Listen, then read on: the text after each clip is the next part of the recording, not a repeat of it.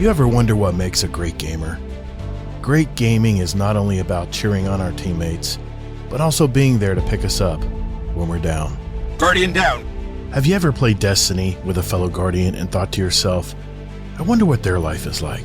Questions like these spark conversation, friendship, and community.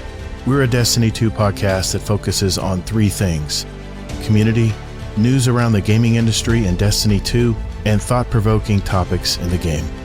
We're Guardian Downcast. Your stories, your community, your destiny.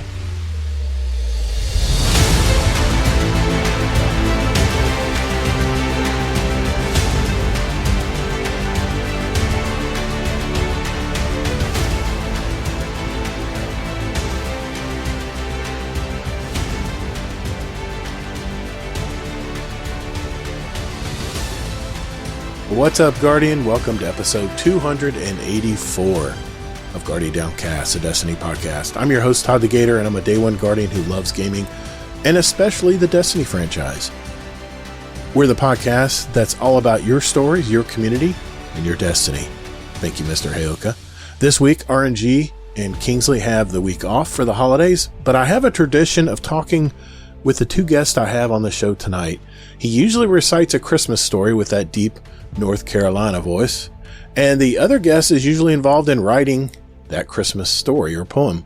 So instead of doing that this year, I want to keep the tradition alive and just catch up with the two of them and see what they've been up to over the year.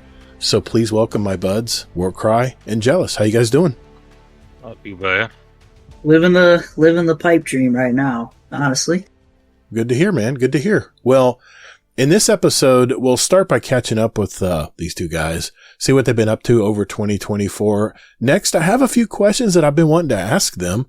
Then before I go, I wanted to go over the survey results from our end of the year survey where Roji won the $100 digital Amazon gift card. He got his numbers just last week, so I'm sure he'll be using it for an early Christmas present for himself or someone else maybe.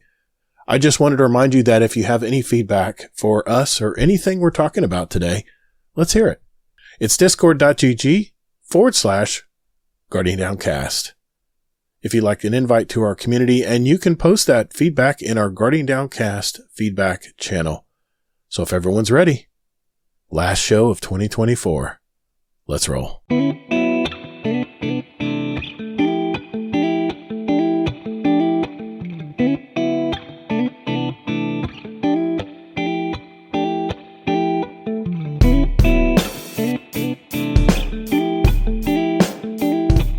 Howdy folks, this is MC Squared and you're listening to Guardian Downcast.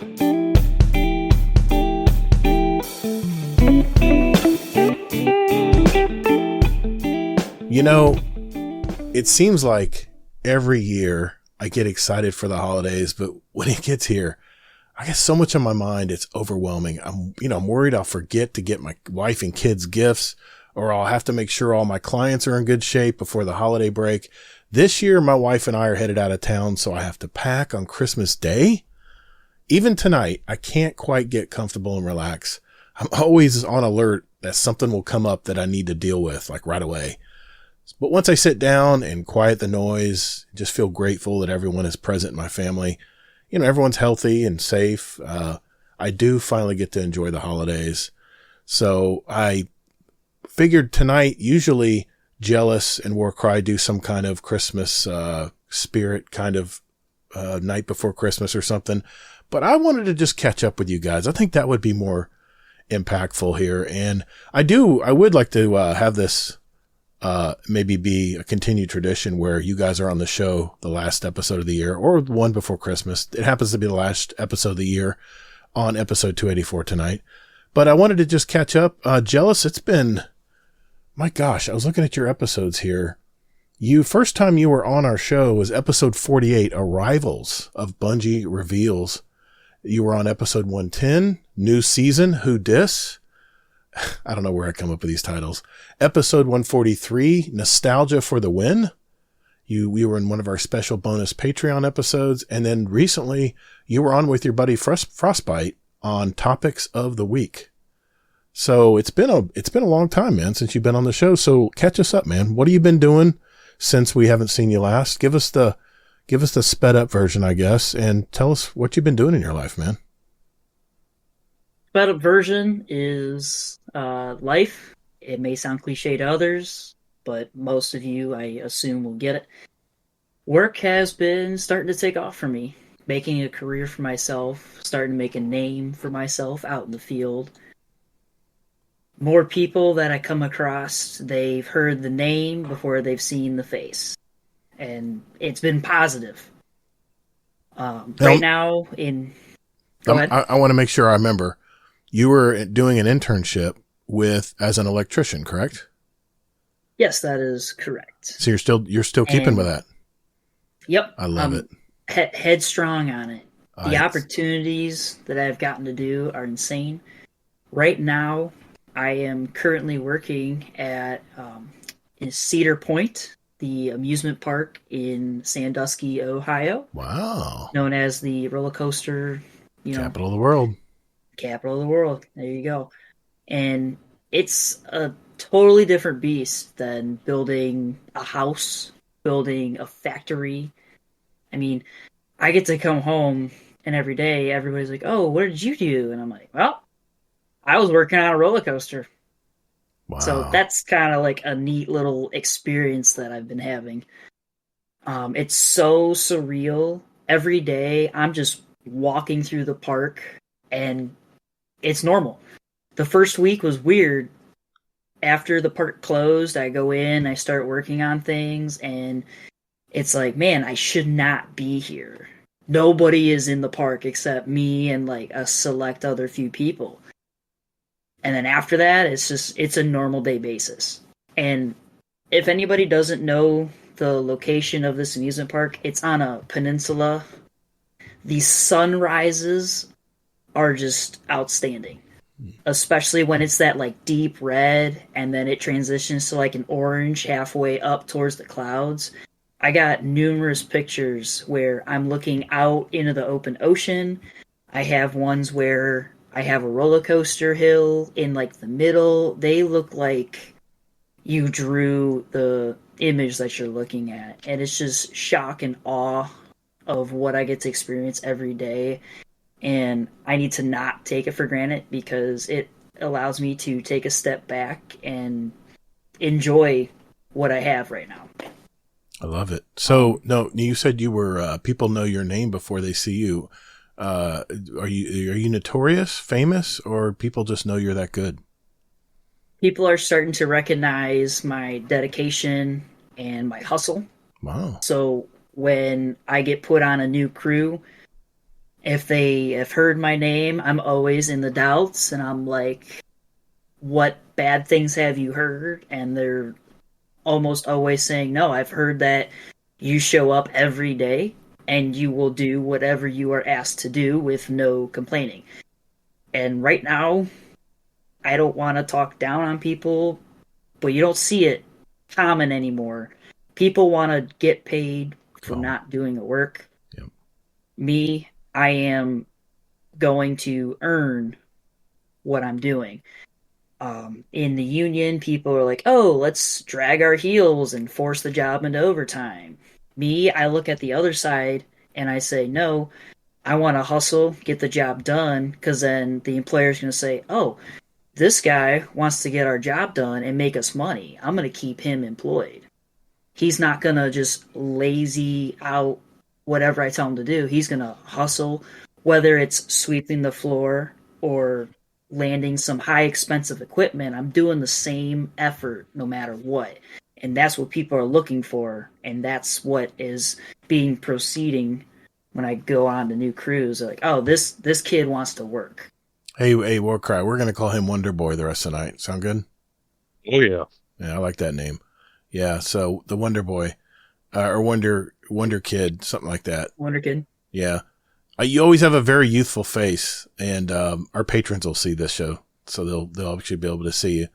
But man, you know what? That is so refreshing to hear, Jellis, because that's America, man. At the core of America are hardworking people that show up, do the work, they know their job, and kudos to you, man, because there's a lot of people out there that just don't want to go and do it the correct way. They just kind of want to half-ass it through life, and man, that's just no way to live. You got to feel prideful when you get home.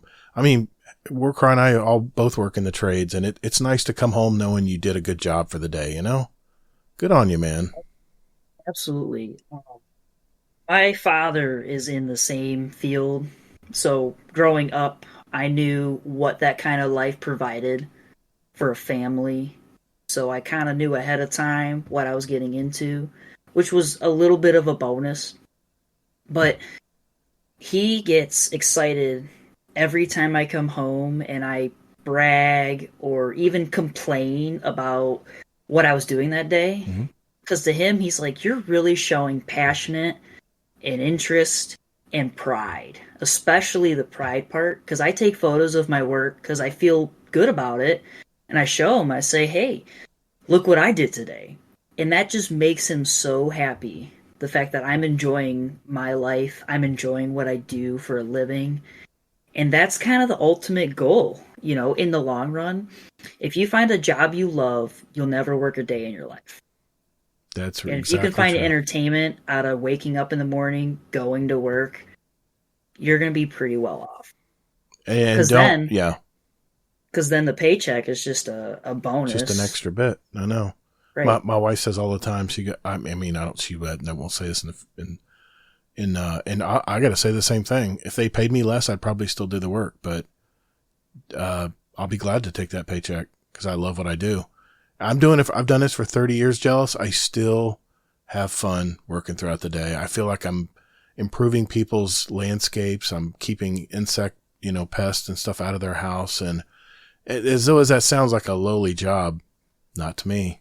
I'm very prideful of my work and stuff. And it's funny, when I do a lawn, a house, termite job, whatever, I'll turn around and look at the house and go, good job. This one's done. I can move on. And that's a great feeling, man. So like I said, kudos to you having that mindset. And I'm telling you, you'll go a long way. You go a long way, brother. You keep that mindset. So don't hang your head ever, man. Always be looking ahead to what you can do. And don't worry, people are watching. They may not seem like people are keeping an eye on you. People are watching you. And you will get that reputation that you're the one they want on your crew. Now, I had a question about this. Do you actually work for the theme park, or are you part of a rotating crew in a union that just gets assigned to different things, or how's that work? It is. So I work for a electrical contractor. Gotcha. So the park subcontracts us to come in and then do the work. Okay. They do have an on-site crew, but we bid on the different projects that they have going on, like new coasters or updating on old coasters. So that kind of stuff, they will try to subcontract that out because there's more reliability in a professionalism type of field. Now, not saying their main crew can't do the work, but there is so much going on at that park, they have to divide the workout. Yep. You only have so many guys to do everything, so you have to at some point spread it because the amusement park is a non-stop expanding. They're getting rid of stuff, they're adding new stuff. Yeah. Never been to that park. It's an ongoing park. process. I can't wait to try that park out now, knowing that you're in the backbone of it, making everything run. Everything runs by electric motors, right? Electric driven motors that turn those wheels to propel and then the gravity takes over, right, on those coasters? That is correct. That's so cool how they design that stuff. Yeah. Good on you, man. And there's so many things I've learned that I've ridden all the roller coasters. Oh, yeah. And then now that I'm working, I see all the, I'm behind the scenes now. And I'm like, oh my God, I didn't know there was this much involved in riding a roller coaster. And it's a lot. But it's also cool because it's another layer of you understand what's going on. I'm sure you ride it and you're like, ooh, that number 5 motor sounds a little weak. Might need to look at that. Right, yeah. Yeah. Or when I go, I'll be like, hey, you see that over there? I installed that. That's awesome, man. Wow, I'm happy for you, man. That is so good to hear. Well, Warcry, what have you been doing, man? Catch us up. I know you were on episode 2, our very first guest episode called Famous from the Waist Down. Then you're on episode 18, the speedrun episode. And then lately you were on 258. Wow, how gaming has changed, featuring Warcry. We talked about how gaming is kind of changed before our eyes. We've been there since the beginning pretty much. And I'm just curious, just catching up here, what's been going on in your life, brother? What have you been doing? How the kids and the family doing, and ready for Christmas and all that? I don't know. It's kind of hard to follow up behind Wonderboy. I know, it's okay. It's all right. But you're Warcry, man.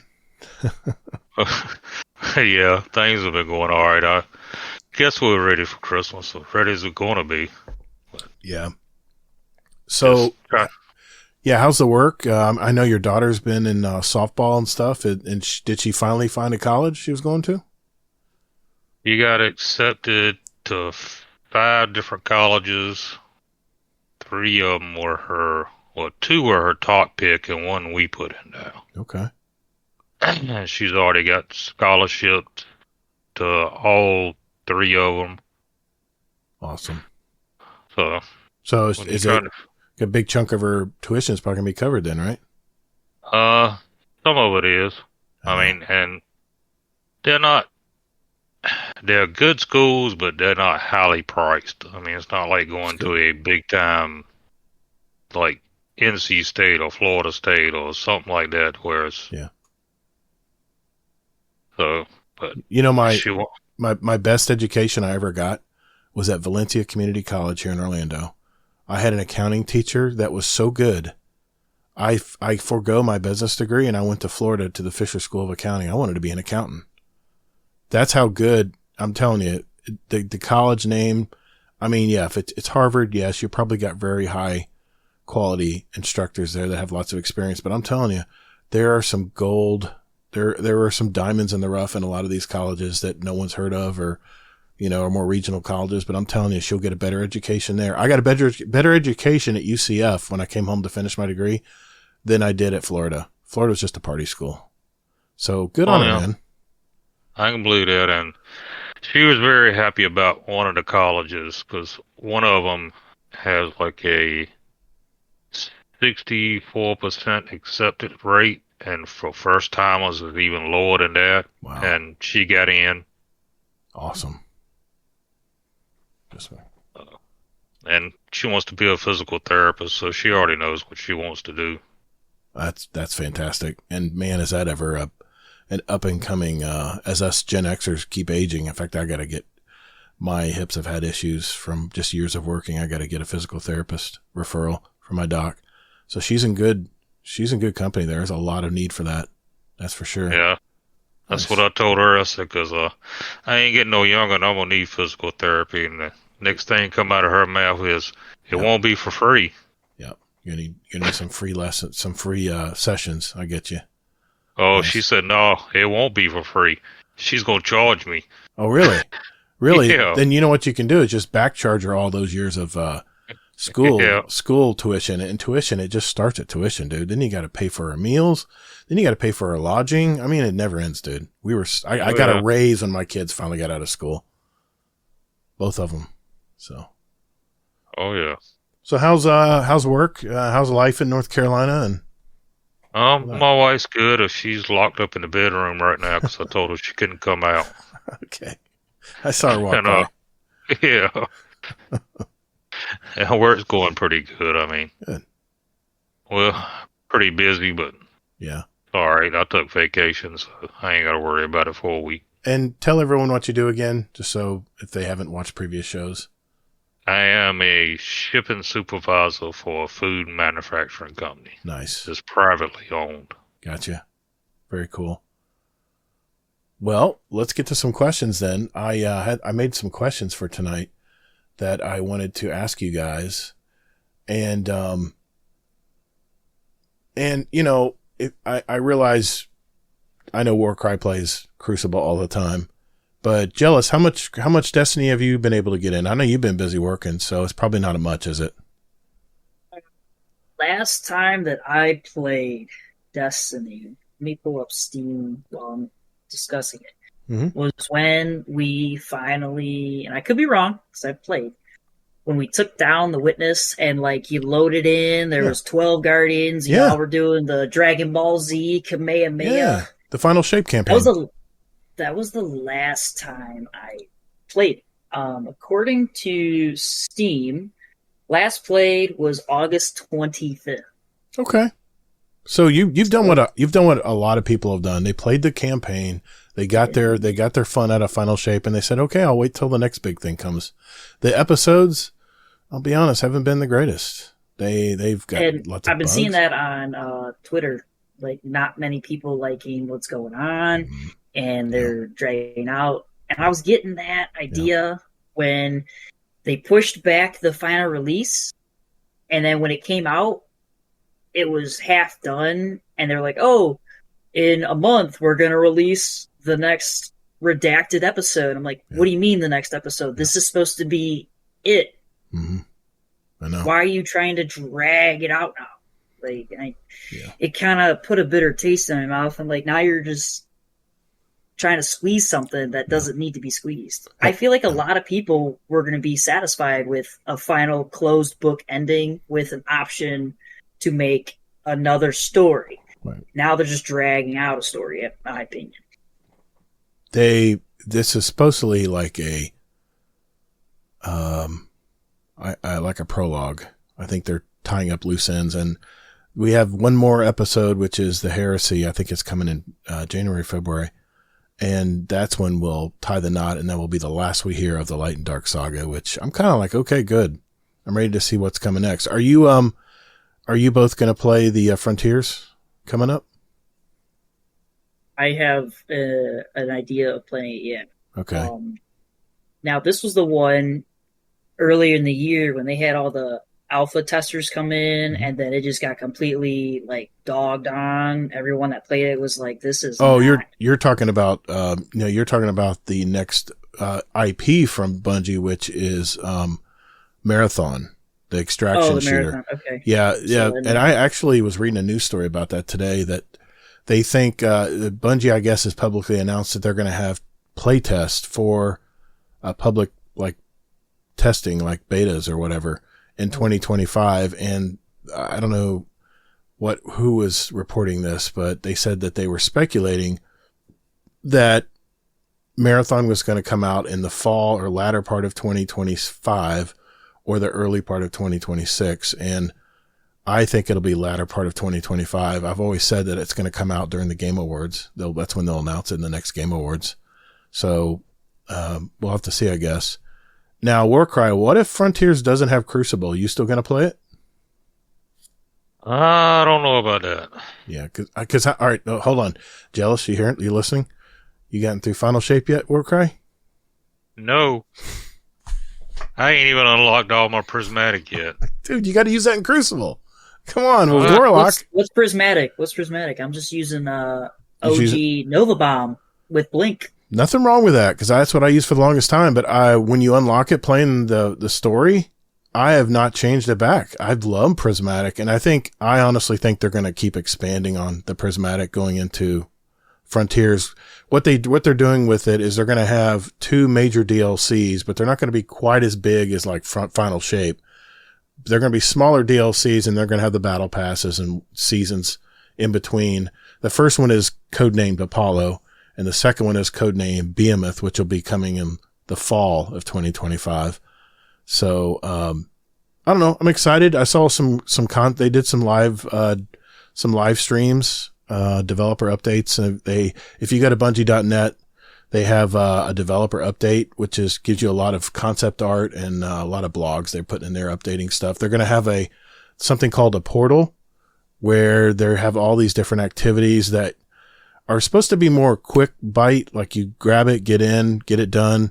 They have one called Solo Ops, which obviously perked my ears up, because you can jump in to do solo activities, stories, or whatever, get quick rewards, and you're out, that's why I like Balatro right now. I can play a deck run. Have you found out about that game yet? Balatro? Oh my God. If you go on YouTube right now, every streamer, even Grenader Jake, that's all he's streaming now, it seems, is Balatro. It's a lot of fun. If you like card games or like poker and stuff, think of poker meets Magic the Gathering? No, it's not about spells and stuff, but no, think of poker and a kind of like a, my gosh, it just has all kinds of modifiers. The jokers are modifiers, and it's all about your chips times your multiplier. And it's so much fun. My little left brain just loves it. So it's been a lot of fun. Yeah, I guarantee you it's a kind of game that's for everybody. It's not a violent game or anything. It's literally a card game in 8-bit graphics. Looks like you're looking at an RGB screen on an old monitor. It's very, very cool. And, yeah, definitely check it out. And it's actually on iPhone. It's on Apple. It's been integrated into Apple Gaming, which I subscribe to. So that's how I first found out about it during Hurricane Milton. I didn't have any power and no internet. So all I was using was my phone to download and play the game via the cell towers. And that's how I found out about it. So, but, yeah. So, I mean, I think, Kingsley and I were talking about how the player base for Destiny 2 has been the lowest ever. I think they said it's about 60,000 over PC, Xbox, and PlayStation. That's definitely down. It usually hovers around that 100,000, and it fluctuates, but they're just taking a snapshot here. That was its lowest point since Destiny 2 first came out. So I'm curious what you guys think about this news. And I know, Warcry, you play more now. You may have more input on this than Jellis does, but I'm curious really what both of you guys think. Why do you think the player base is so low? I mean, it may be obvious here if you play a lot, but what do you think, Warcry? Do you think why do you think the player count is so low? I mean, I just think people just got ticked off with Bungie with all the stuff that went on, and a lot of them with all the layoffs and everything else, and Yes. the way they handled all that. Yeah. Yeah. And people just got upset. Still not giving much love to Crucible.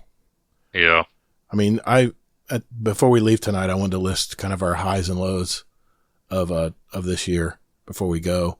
And I had some stuff I jotted down last night, Destiny wise, that were highs and lows. But, what are you guys worried that, this is just a fluke, or do you think this might be Bungie is going to be in trouble here? What do you think, Jellis? You think this is just a fluke, or do you think Bungie will rebound? Right now, I think it's a big fluke. They started losing a lot of people last year when they did the layoff, because then everybody was like, oh, now our content's going to get pushed back. And it did. I mean, we had the 6-month-long season instead of the 3-month. Yep. I was ready for this DLC to come out in February, and then in January they were like, "Oh, by the way, we feel like we're not gonna give what we promised, so we're gonna push it back another like 3 or 4 months." And then I was like, "What am I gonna do now?"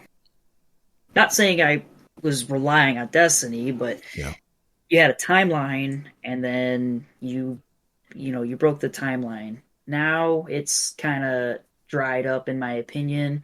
People are going to hate me. It is what it is. Tell your own opinion. It's now like a Call of Duty game where you give out a season, you play all the content, or you do the season pass stuff, you do your daily challenges, and now you're just playing a multiplayer game. You're playing a shooters. They have really cool guns. Everybody likes using the guns. And then, we're going to nerf them because we want you to use other stuff. And people just want to play the game with how they enjoy it. And when you start messing with that, people don't like playing the game anymore because you just ruined what everybody's doing. Yeah. The meta's always changing. That's the thing. 1 second it's assault rifles, the next it's submachine guns, then it's shotguns. Everyone's going to rotate because everybody wants to be winning. But originally, when you release a game, I see a lot of people having fun. They like exploiting the game because there's cool combinations you can do. And then the developers say, you know what? It's cool, not what we intended. Here's the ban hammer. Yeah. Yep. You share that opinion, Warcry, or what do you think? You think this is just a fluke, or you think Bungie's can bounce back from this? I mean, they've been hit a lot this year. It's been a rough year for Bungie.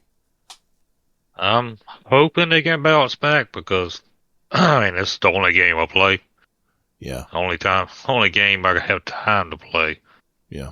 But I know I had just seen a Twitter post the other day, I think it was, that Sony absorbed something else of Bungie again. Another team they absorbed, yep.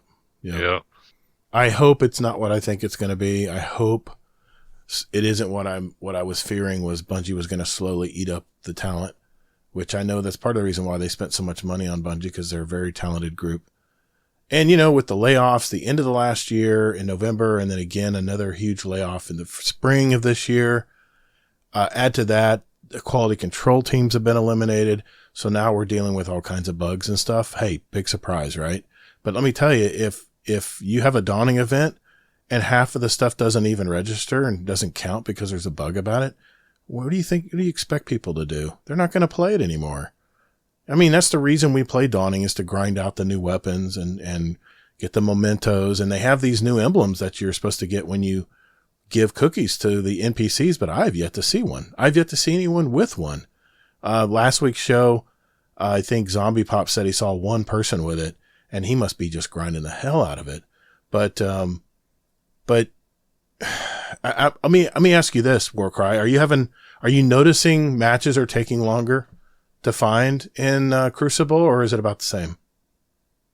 Sometimes it's hit and miss, and depends on what we play on too. If we play on PC lobbies, then you almost run across the same people over and over. I mean, if we're on console, we run across different ones, and sometimes it takes a while, sometimes it doesn't.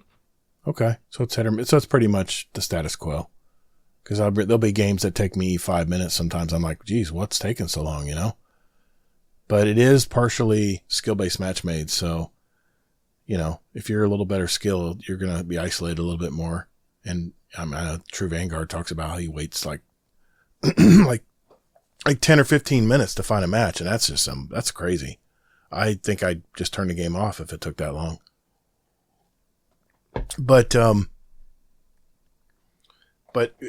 the Heresy's coming out, I think, on January 17th. I think it's Heresy. I think it's January 17th or February 7th. I can't remember. I think the 17th maybe is the third act, maybe is January. Anyway, whatever the dates, we know in January and February that the last episode is coming out. Jellis, you mentioned you hadn't really participated much in it since Final Shape, and that's fine. A lot of people have done the same thing, but have you been participating in the episodes, Warcry? I think I played a couple, but I don't even know if I finished the first set of episodes. I don't even have all the stuff on. I didn't finish the campaign in Echoes because it was just busy work, just telling you to go here and there, and I just lost interest. So if you were not to even come back and wait until the next big expansion, Jellis, I'm not being negative here, but I don't think you'd miss much. Other than, if you like to continue to play Destiny and rank the bar up and get cool weapons and stuff. And I got to admit, the Dawning armor this year, I was all in on it because it looks very good. They did a really good job on the armor. But of course, if you have a hard time farming weapons because they're glitchy and they're not working as you're making cookies and stuff, it's just, it's just a waste. I'm curious what they're going to do with these emblems they talked about, and I have a feeling they're probably just going to pass them out for maybe complete something. They talked about how they were going to do, before when they had to delay Final Shape, they had something called Into the Light, which was an activity where you played Onslaught. It was like a horde mode, and they have a revised version that they brought in Revenant. And I'll be honest, I haven't played much of it because I played the hell out of Into the Light. I've got a ton of weapons from that, but it was nice to be able to farm that stuff and get some really cool weapons, especially some of the callback weapons. Like, there was all kinds of, like a heavy burst. I got them right here easily. The heavy burst was one of my favorite pulse rifles. The Blast Furnace. I think I've got. I'm looking in dim right now. I've got 5 or 6 of them And I got my shinies. Because they offered these shiny weapons. They're like collector's editions versions if you played during the Into the Light. And just all kinds of really cool weapons. Past weapons that we love to bring back, and they brought back a lot of them. So, did you ever get into the Light, Jellis, or were you just radio silent until Final Shape came out? I think I did a little bit of Into the Light. Okay. What month was that? Remember, it was delayed in February, so it was February, March, and April. It was a 3 months. Actually through May. And then they had something called Riven's Wishes where you could do little jobs. Is that the one where you ran with Riven and you would get if you like rolled it over, you would get like a little perk. You would go up to Riven and do like a grant your wish, and you could get like extra heavy ammo drop or no, this was even better. This was like you could get every week there was a mission or something you could do to unlock like a token of some sort that you could bring to Mara in what was once the hub of most of the gameplay. It's absolutely eluding my mind right now. It's late. I've been bowling all day and I've been working all day. But you could trade that token in for past mementos that you never got, or actually red weapon frames for like the Dreaming City raid. I didn't have a lot of those, so that's what I turned mine in for. But they say they're going to bring something similar back toward the end of Heresy before we get into the next big DLC in June is when it's scheduled. And they've already stated that they have the game made. Now they're just doing the polishing and making sure tweak it, make sure everything works perfectly like it's supposed to, and the systems they have in place. But they say that something like that is going to be coming back to keep people involved and maybe get excited for the new Apollo and codename Frontiers, whatever that may be, coming in June. So, like I said, the big difference I think this year for me, and we're going to look at our Destiny 2 Wrapped here, and we'll go through it, is there's so much more competition this year for games to play. And like I said, my side game is Balatro, but I vowed this year that I was going to play more games other than just Destiny. And the one thing that I got to say is good about these episodes is there's no real FOMO. You can come back and play them whenever. Now, the seasonal tracks, if you miss that episode, you do miss out on that seasonal track, which I still think is BS. If they're going to continue everything, I think they should just keep extending the seasonal track beyond 200 into 600 or 800. But I digress. I've got into that in several shows ago. But I can't remember another year where there were so many games to play other than Destiny 2. And I just wonder how long this can be sustained with all the layoffs in this industry. You know, at the opening of 2024, everyone was getting laid off. There's a lot of studios in trouble right now, but what do you guys see as far as the future of gaming? Do you see just a banner year like we had this year of games, or do you think it's just a flash in the pan? What do you guys think? Hold on 1 second. I got to go to the bathroom. All right. Go ahead, Jellis. You can answer it. I'll keep rolling. What do you think the state of gaming right now? Do you play other games other than Destiny, or are you just busy working? Or yeah, I'm playing a couple of other games right now. In my thoughts, I feel like we're at a point where it's just like a reskin. Okay. So for me, I've played a little bit of that the new Avengers game that's out. Avengers Marvel Rivals, yeah. So I was an original like Overwatch player. Okay. Back on like Xbox when that was the hot game. Mm-hmm. And that's exactly what Marvel Rivals is. It's Overwatch, but just, you're playing superheroes. The new Call of Duty is the same reskin with a new story, Mm-hmm. The guns got different names. Yep. And a lot of games now, and they're just repeating what's already succeeded. Kind of how movies were a couple years ago. They were trying to make the same movie, mm-hmm. just in a newer age Yeah. environment, and everybody's like, why? We've already seen this. So I think there's a lack in creativity a little bit, because it's just like, oh, we're going to make this game, but it's the 4th expansion, 5th expansion, whatever it may be. And there's no like originality that just like spits out at you. So I'm finding a lot of indie games now are where a lot of people are thriving at. Right. There's a game I have that's called Wizard with a Gun. Hmm. And it is as fun as the title is. If you are a sci-fi fantasy person, this is a game I recommend for you. It's a lot of fun. It's a slap happy comedic style game. And there's other indie games like that out there that are really, really fun to play. But in general, I think there's just a lot of reskin going around. Okay. I know Path of Exile 2 is the big game right now. A lot of people are playing. Yeah. In fact, my son wanted it for Christmas, so I gifted it to him on Steam. He'll get a message tomorrow, as we're recording this on the 23rd, Christmas Eve, which it's now officially actually Christmas Eve. And here's the problem, Jellis, with this. I only got a limited number of hours to play games. I mean, I usually sit down at night and play 2-3 hours a night. I'm still wanting to play Baldur's Gate 3. I still have to finish up Elden Ring so I can play the new expansion that got nominated at the Game Awards this year for Game of the Year. I have NCAA and Madden 25 I bought on sale, which I'd love to play that, especially with football season right now. Black Myth Wukong.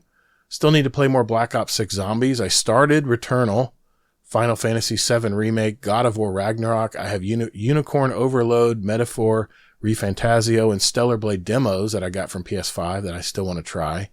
Not to mention, like I said, Path of Exile 2. I bought it for my son for Christmas, and he wants me to play it with him. I'm like, my God, man, that's a lot. That's a big game. I was looking at the skill trees on that game. I'm like, this is nuts, man. When the hell am I going to have time to play all this stuff? And I'm the kind of guy where I want to get into a game. Like, it's Blatro for me right now. And people are going to be tired of hearing that name by the time this show ends. But we're saturated with so many good games right now. And then Borderlands 4 is coming in spring of 2025. And of course, the one everyone's waiting for, it's Grand Theft Auto 6, which will be sometime in 2025 is what they're speculating. But who's your source? Yeah, exactly. Well, it's been hinted to on Reddits, on which are not 100%, favorable, or they're not 100% correct. It's a lot of hearsay on the side, but some people are on the inside and can speculate. But ain't you learned about Reddit yet? I don't go to Reddit very often unless I'm looking up a topic or something I want to talk about. But no, other than that, I'm not really into Reddit anymore. I have a Reddit account, but I haven't been back in a while. But, every now and then I'll look something up, or a story will be out that's from Reddit, and I'll read it and upvote it and stuff. And that's cool. But, I'm just curious. I mean, Warcry, are you just going to play Destiny Crucible until Frontiers, or have you looked at any other games to play? I know you said you don't have a lot of time. Yeah, I just played Destiny, man. That's my saying, man. Well, that's all I have time to play.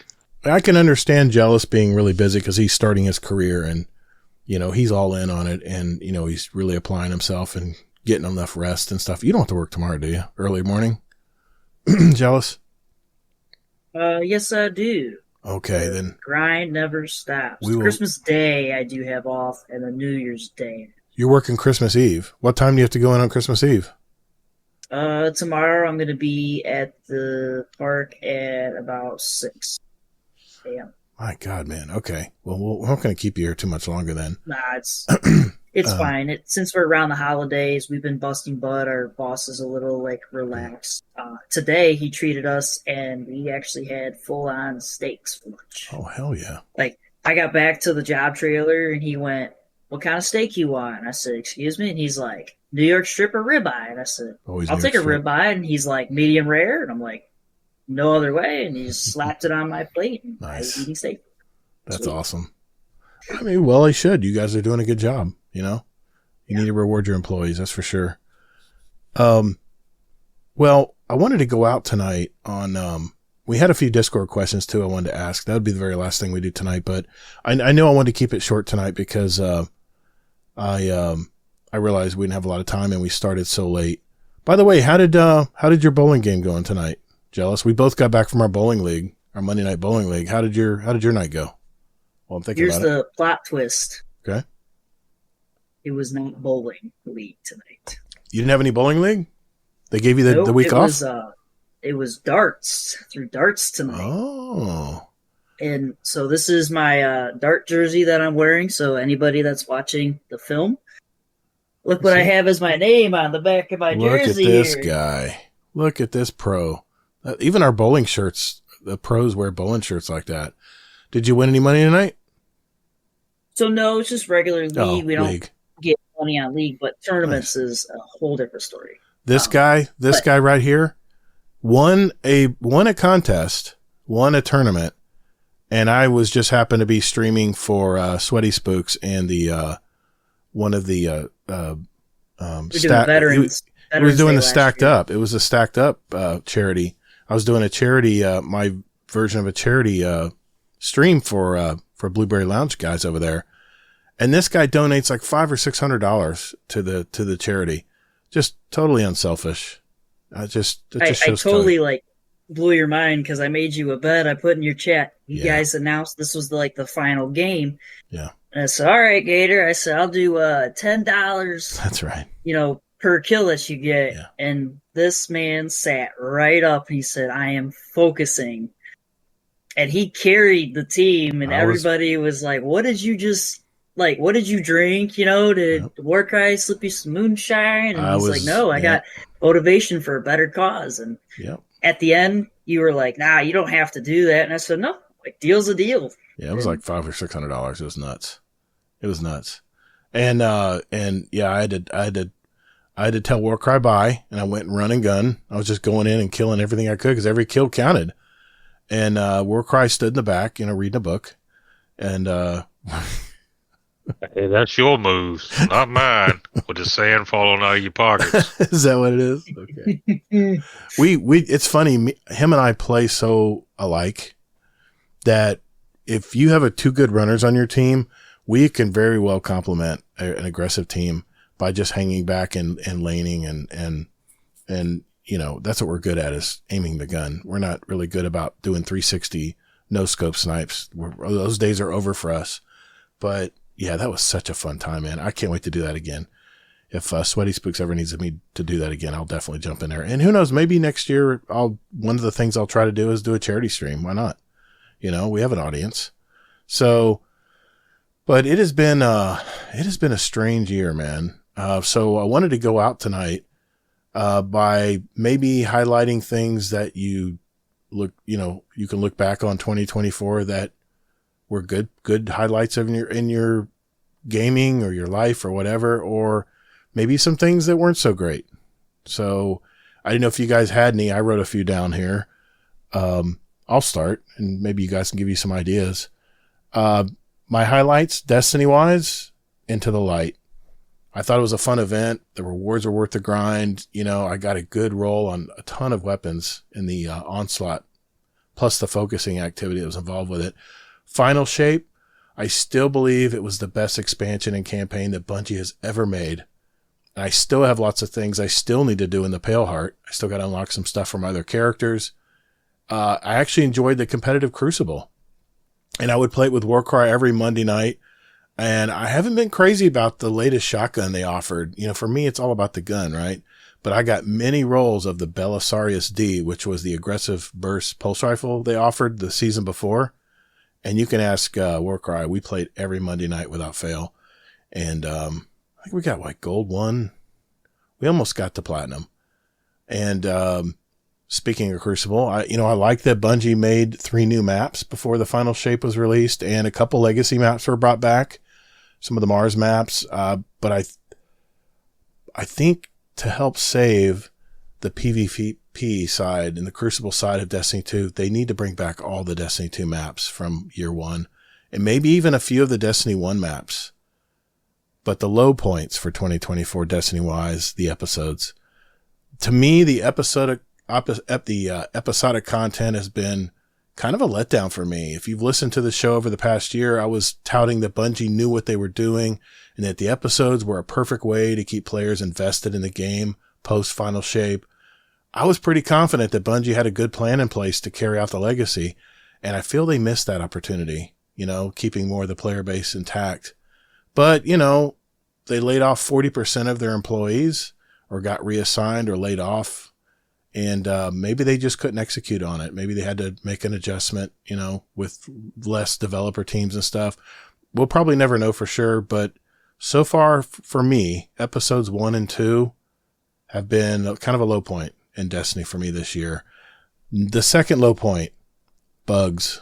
As gamers, we're all used to bugs. Every game has some. But lately, it seems that there's more and more bugs in this game, and I'm kind of losing confidence that Bungie can release episode 3, The Heresy, without some major game-breaking bugs, and everyone points to the massive layoff of quality control personnel. Sony may need to step in and help Bungie with its recent woes, keeping the game stable. And like you mentioned, Jellis, they just moved another team from Bungie into Sony. That's more staff that aren't helping us make the game. If Bungie expects the loyal Destiny players to grind the content, man, the systems in place have to work consistently, or we'll just stop playing the game, which I really don't want to see that happen. And the third thing, and I have to bring this up, I've heard signs that the weapon crafting will be going away. They're not going to bring it back. Bungie has bridged the gap with RNG rolls and crafting with this new enhanced weapon system, which is basically just allows us to upgrade regular RNG weapons with enhanced perks that are on the gun. But especially for us PvP Guardians, as a sandbox changes the effectiveness of the weapon perks, we're not going to be able to adjust our weapons via just going to the crafting table and putting all new perks and stuff together. Instead, we'll have to just grind out more weapons and stuff our limited vault with even more rolls. To me, it seems this is kind of counterproductive. And eventually it's going to come to a head where they're going to have to begin to dismantle some of our really favorite weapons to make room for all of these possible RNG rolls. Bungie has hinted that they're going to fix the vault problem long term, but we won't see this until codename Behemoth in the fall of 2025 is what I'm hearing. Whenever I finally get all the frames and unlock the crafted version of a weapon, I can immediately make space in my vault by dismantling other versions of that weapon. I don't know how this is going to work long term, but it was certainly not something I wanted to hear going into Heresy, that we're going to be doing the focusing and RNG stuff again. So, any highlights, lowlights that you guys want to throw out there for Destiny this year, or for anything, gaming, or whatever you guys want to mention? For me, I guess highlights were just playing with all my friends. I mean, all I do is play Crucible, so playing with everybody together and just laughing and drinking and having a good time. I mean, that's pretty much the highlights for me. Yeah, and I signed up for the Drunken Iron Banner that's coming in January. Yeah. Let's see how that goes. In 22 days. Yeah, 22 days, exactly. But that's that new bot system we have now. The 100.io they quit supporting it. And, in fact, the bot just left Discord one day. So we have this new system in place, and thanks to our Patreon community, they pay for the bot that we're able to keep it in place, and it's the premium version, so it gives you a lot of options on what you want to do. But, yeah, I mean, I joined it today. Why not? But yeah, I really look forward to Iron Banner, because that means it's usually nights where we can get multiple groups and teams together and just have fun and just not worry too much about winning or losing, or just getting stuff complete so we can get the loot, right? And the armor, and they had new armor this year. So. Yeah. And the only lows I had is just how they didn't really support Crucible a lot until here lately. And that was just giving new maps and stuff. Yeah, 3 new maps. Yeah. Trying to fix the matchmaking.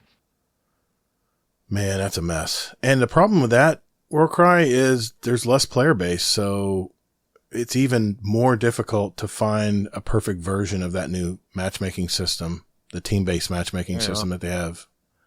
Because we done some of these PC nights where we played with Zebrick on, he was on PC, the rest of us on console, and we'd have runs, and HD with us too. Mm-hmm. And we'd have runs where we just stomped the other team for like 10 matches in a row, and then the next thing you know, the next 5, it was the other way around. That's Iron Banner. That's that skill-based matchmaking that they put in there to keep you humbled, keep you coming back to play, I guess. I've always had about a 50% win-loss rate, and that's if the skill-based matchmaking system is working correctly, all your games should be about 50% win-loss. If it's working correctly, and let's pull up our Bungie Wrapped here. You guys did yours too, right? Let's go over them right here. I kind of went over it on see, we'll switch over to my screen share here. And my PvP matches win rate was 44.05%. Oh, yeah, you won't be able to share your screen, Jellis. It'll mess up the windows. Sorry, bud. You can just read it out. That's fine. No, you can just read it out. I mean, I'm gonna put up my you won't see it, but I'm gonna put up my my screen share here so everyone can see. 42.8% of my time was in patrols. I launched 400 patrols 458 times this year and spent 129 hours this year playing patrols. And I guarantee what I was doing there. I was completing weapon bounties, planet bounties, and farming glimmer, because we never seem to have enough glimmer, even though they keep raising it. Cosmodrome, 163 hours, 50 hours. The Pale Heart, obviously 40 activities, 23 hours. That's playing the campaigns. Nessus, one of my favorite planets to do bounties on, 84 activities, 16 hours. Iron Banner Control, 116 games, 15 hours. European Dead Zone, again, just farming stuff. Competitive, did 97 games, 14 hours of playing there. Control, another 86 games, 13 hours. Dreaming City, 52 activities. That's probably Lost Sectors. Trials of Osiris. I did 109 games or matches of Trials of Osiris, 12 hours of playtime. And that was because I was going for that Aisha's Care, or Aisha's the Aisha's pulse rifle. Aisha's Care. And I've got some really good rolls on it, but I even went flawless and got the the Adept version, which I don't even know if it makes much difference. And then number 10, Haunted Lost Sectors, 54 times, 9 hours of play there. I love those Lost Sectors, man. I know a lot of people don't like that, but it was, I really had a fun doing it. And the thing I loved about it, it's like the solo ops they're talking about coming up with Portal, is something I can jump in, get my rewards and jump out and then go to work. I played 14 days in a row, May 24th to June 6th. That's probably Into the Light and the campaign, which included 98 activities. PvP, I won 247 matches. My win-loss rate, 47.9. Like I said, about 50%. 1.46 KD ratio.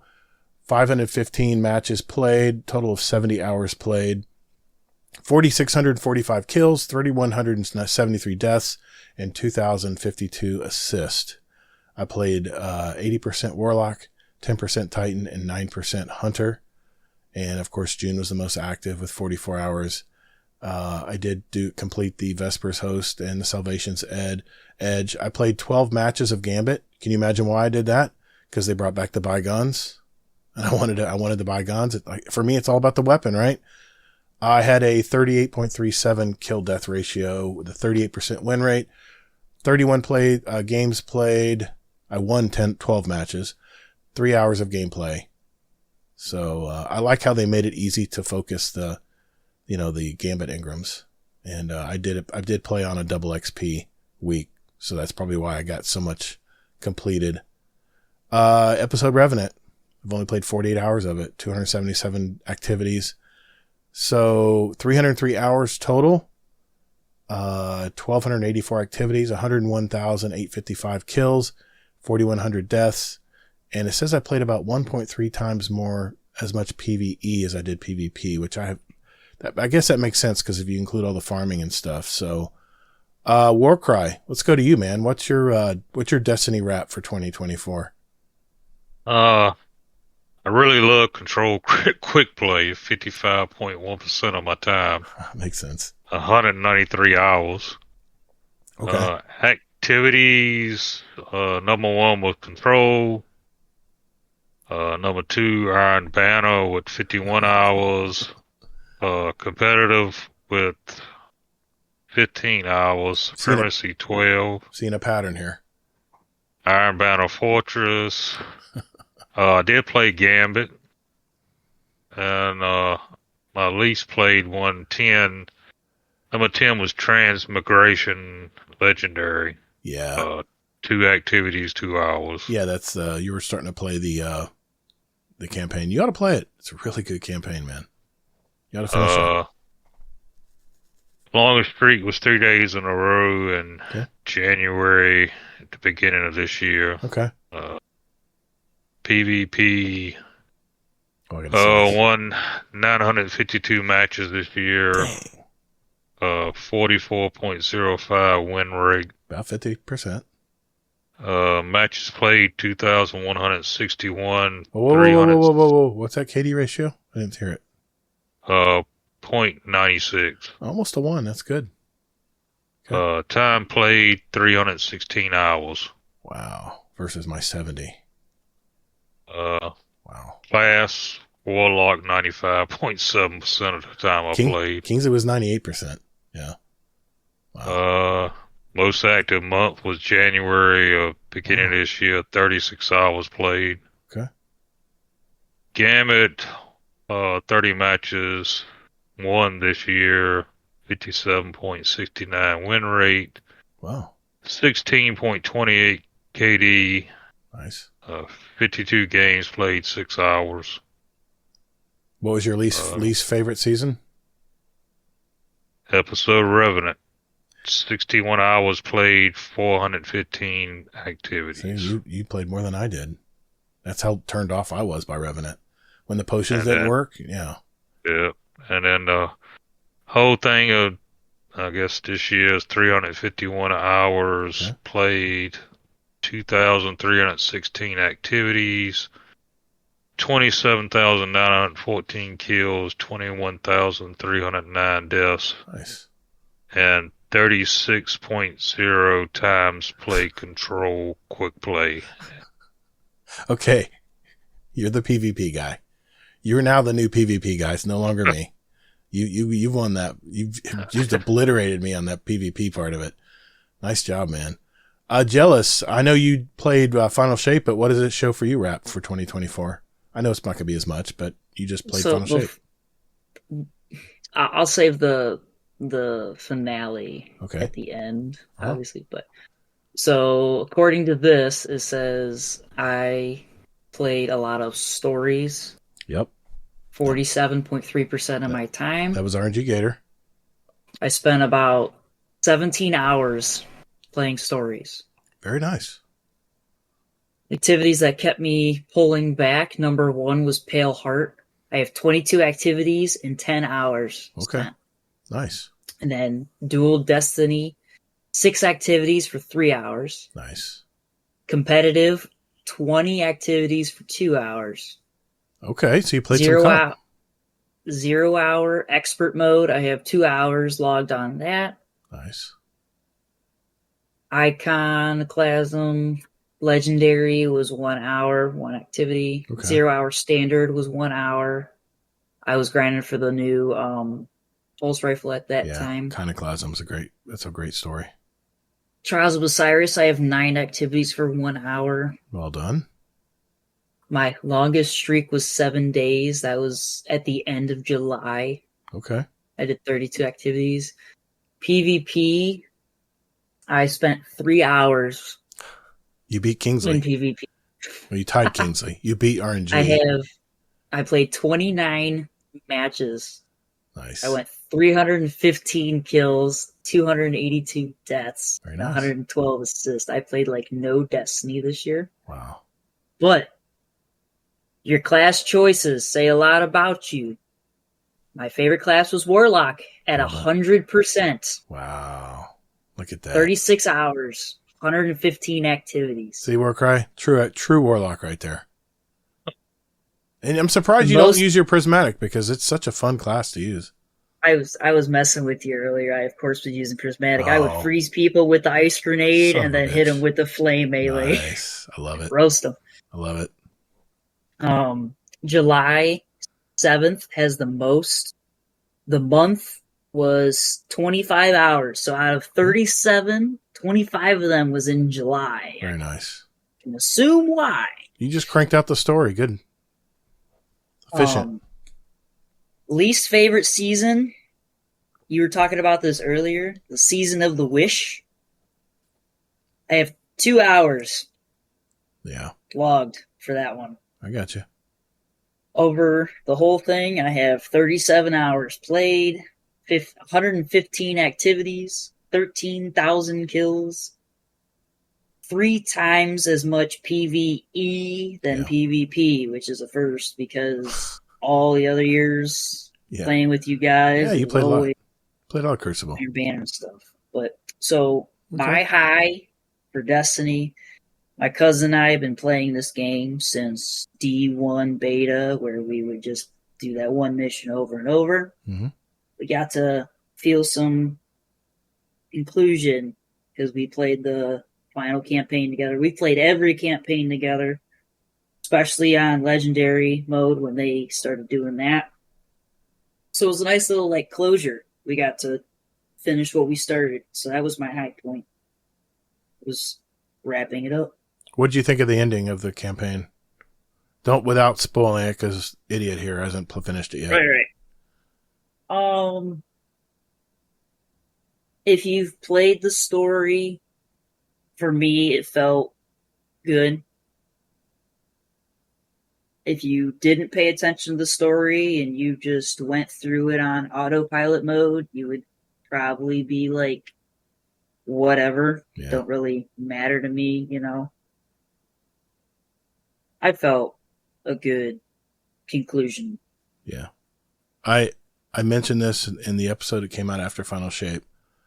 I really don't get emotional in video games because the stories, let's face it, are made for teen through adult, right? They have to keep it somewhat simple. But this story really got me.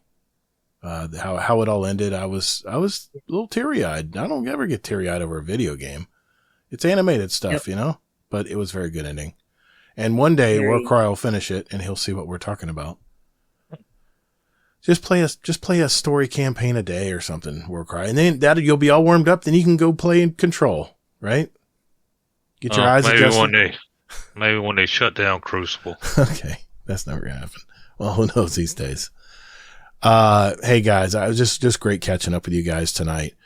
Before we go, we did have some questions in our Discord. Nothing. I just kind of want to clean out the questions here, and there were some good ones in here. So I'm going to ask those, and we can all go around and answer them. The first question we had was from Blink, and it is, how does your spouse or partner feel about your gaming hobby? Also, do you feel it intrudes in your relationship? Now, I don't know if you have a girlfriend, Jellis, but this may not apply to you, but we'll go with the old man first. What do you think, Warcry?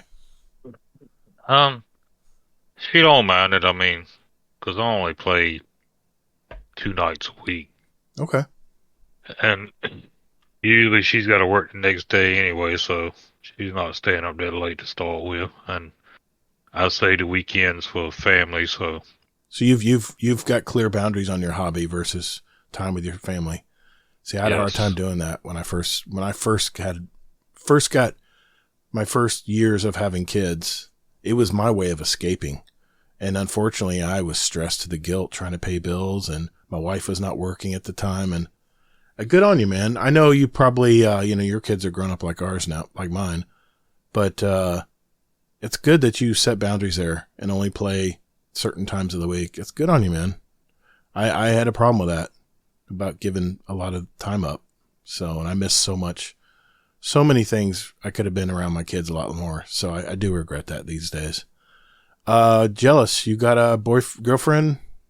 Sorry. Yes. I have to ask everyone, boyfriend, girlfriend these days. Yes, I do. Does she get PO'd at gaming or? Actually, no. She says that I don't play enough. Really? Because of how much I am working. Yeah. Besides the time I'm spending with her, she's like, you need to relax and shut your brain off. Wow. It does wear on you if you're nonstop just working and doing what everybody else wants to do. She's like, you need to spend time and play games. You don't play enough, she tells me. And I'm just like, what? That's a first, because normally it's like, no, you need to be spending time with me. And they're the opposite of that. They like seeing me enjoy my own hobbies. They get enjoyment out of that because then it brings them like a sense of ease and be like, you know what? He doesn't have to be with me to be happy, and they like that. So, do you? Is she a gamer? No. Oh wow. No, she's not. Oh, that's a keeper, man. How long have you guys been together?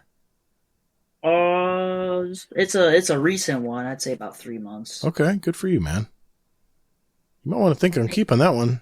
She sounds like a charm to me, man. My wife's not a gamer. She's not the gamer in the same sense, so she never understood gaming. She never understood why it took my time and my attention. For me, like I said, it was hyper-focus, and I was able to, just like maybe you should do more of, is just turn the switch off and not worry about life for a while and just chill out and game, have a good time. Okay, next question I have here is... This is from McMaximo. What was your most embarrassing moment? I've heard this question asked on the show before, but that should be one of the standard questions going forward. Embarrassing stories are almost always hilarious and or cringeworthy. Case in point, pinching your daughter on the ass. Yes. If you haven't heard that episode, then you'll have to go back and listen to it to remember that story. I think it was a live...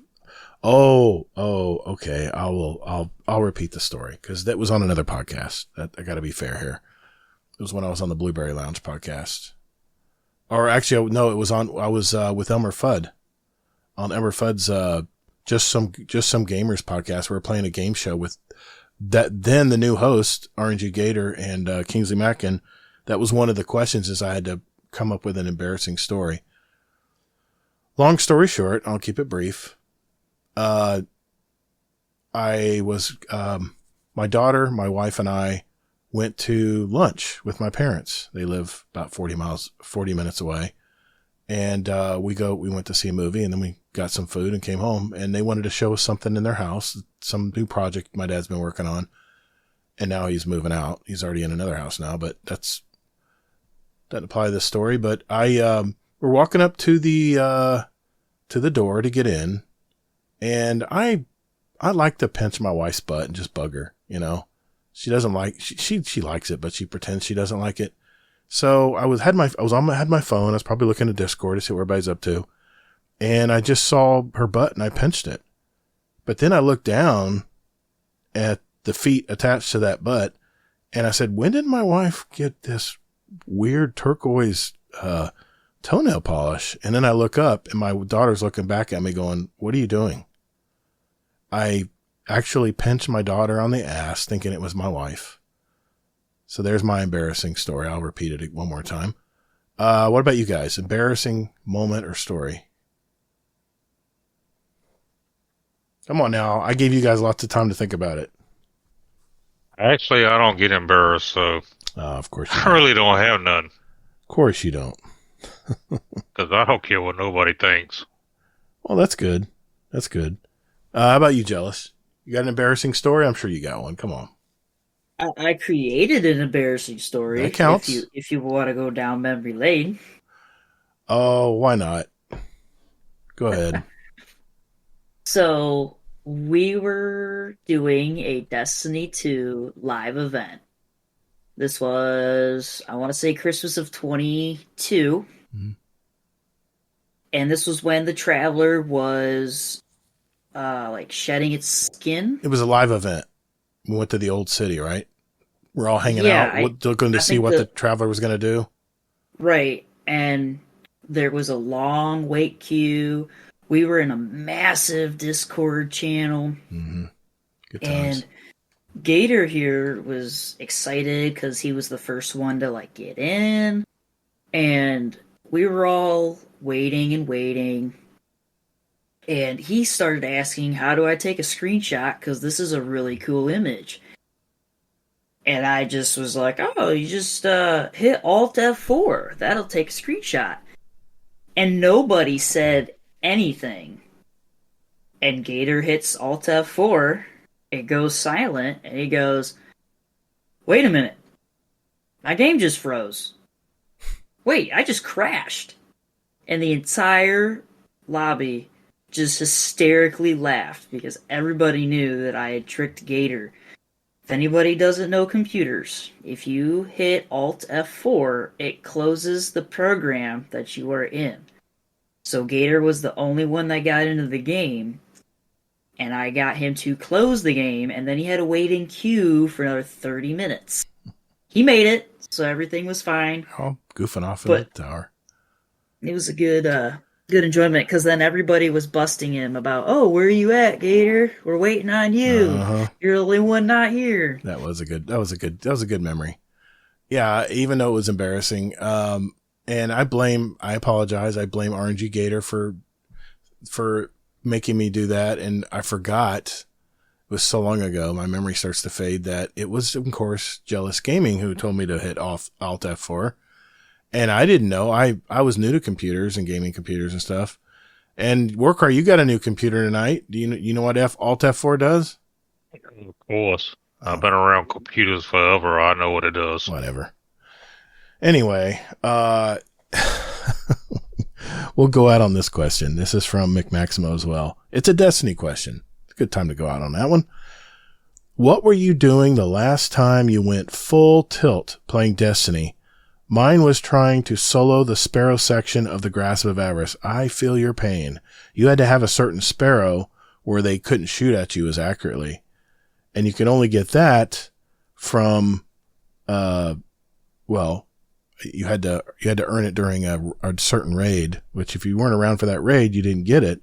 So yeah, that was, I can understand why that was a tilt time. Gee whiz, I can just ask Warcry anytime I play Crucible, I'm tilted, right? Yeah, and it gives me great enjoyment. Yeah, and he always gives me the level-headed commendation at the end of the match. He always has to say it out loud too, so everyone knows that he's giving it to me. Yeah. So, yeah, that was that's an easy question for me because it's almost always when I play Crucible, and then I've gotten much better over the years. I realized that I'm with the community, and I would get really serious some nights playing Crucible, and it became awkward in the voice channel. It wasn't for Warcry because he knows me all these years.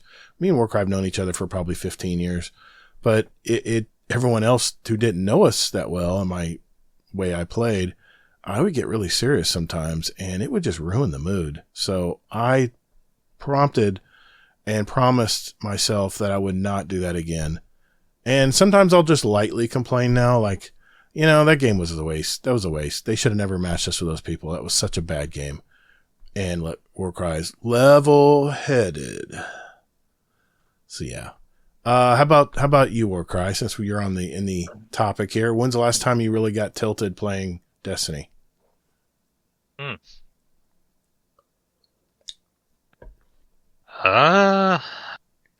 Actually, to be honest, I don't think I ever got tilted.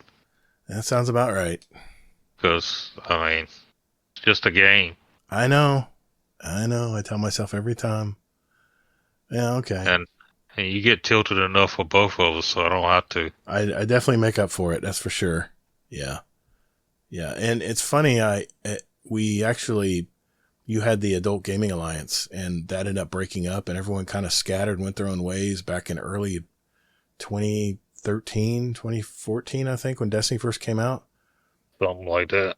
And I had an alt account called Old Dude Shot You, and or Old Dude Killed You or something, because it always came up in the kill cam, Old Dude Shot You, and then your name.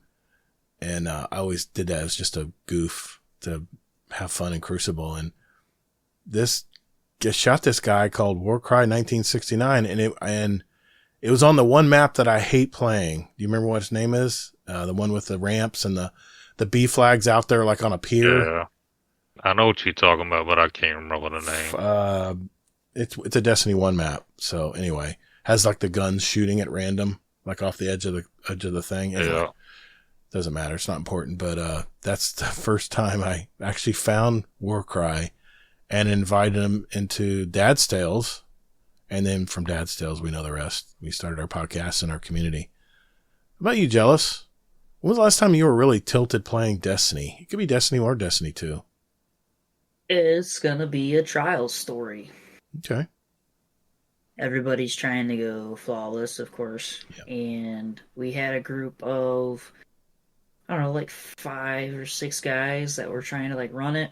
And we were rotating in because it was a waterfall when people were getting on. So I was in the first wave.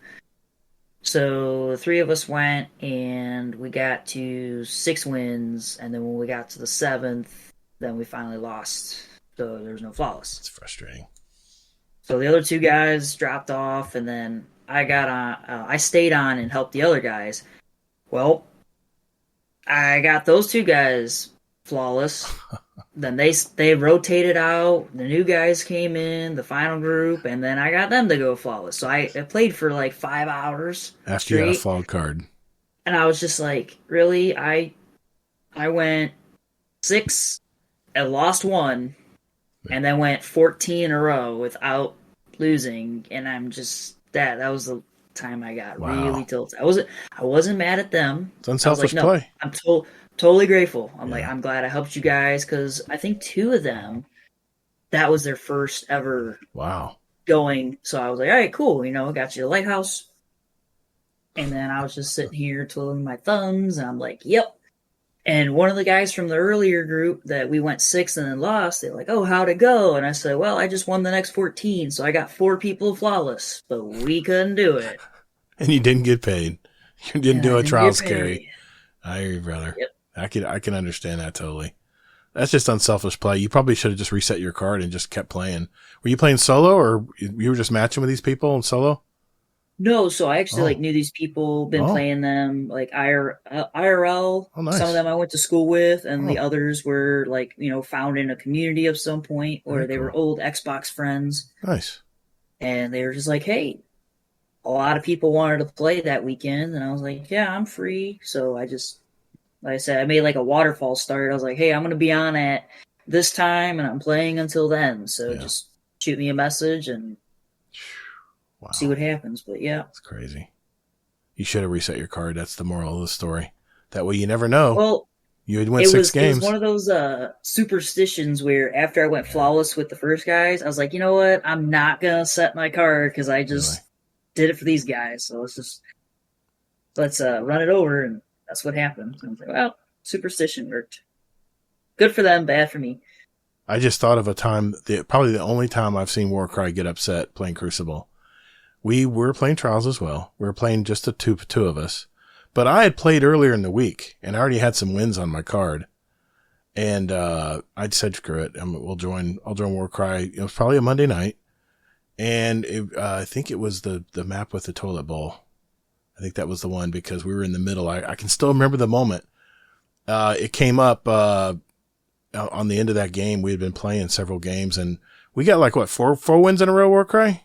We're on the 4th win that night? Yeah, I was playing with a flaw card. Ah, that's right. Because you had just started playing. You didn't have any wins. That's right. I had the flaw card, and I was just keeping on playing just to earn enhancement prisms or something, and figured we wouldn't never go flawless anyway. And you didn't know I reset my card. I had a fresh card, and it said, ToddtheGatr earned a trip to the lighthouse, the little message I give you. And I said, Warcry, I hate to tell you this, man, but I got to leave your party because you can't come with me. You can't come with me. I got to go to the lighthouse. I just went flawless. And as I was leaving, I heard, you son of a bitch. Mm. It's the only time That's I've ever awesome. seen Jeff get upset in Crucible because I don't know how he keeps such a level head playing Crucible. I mean, I hear him cussing under his breath every now and then, but he does really have a very, very good temperament when it comes to playing shooters. And we played Call of Duty so many years too. And you want to get stressed or tilted. Call of Duty, that's all you got to do if you really want to get stressed, especially all the hackers and cheaters out there and aimbots and wall hacks and yada, yada, yada. So, well, that was, thank you guys for jumping on late tonight. I wanted to make sure I got an episode out before the, new year. And, I figured, you guys always do the best work as far as Christmas stories and stuff. And if you ever want to know what we're talking about, just go back to, one of our Christmas episodes from any of the previous years and you'll hear where Warcry comes on with that deep voice of his and recites a Christmas story or something. And Jellis is always in charge of producing it. He's always the one that comes up with the lyrics and the poems or sing-alongs or whatever you want to call them. And, he always does outstanding work. So thank you for all the years of doing that, Jellis, and for reading it too, Warcry. It's always a good time. In fact, people missed it. People were talking in the Discord today. He's going, we didn't, cause our Christmas show already came out. He goes, we didn't do the Warcry sing-along this year. And I'm like, well, I have something else in mind. So again, thank you both for hanging out with me tonight. I know it's really late. Jellis, you're probably on what, Central Time? No, I'm on Eastern. Oh, so you're just as late as me and Warcry. Well, I will let you guys go to bed. I still have a little bit to do here, for this episode, but I just want to thank you guys again for jumping on and talking with me. And, we'll see you next year, right? You know what? Always. Thanks, guys.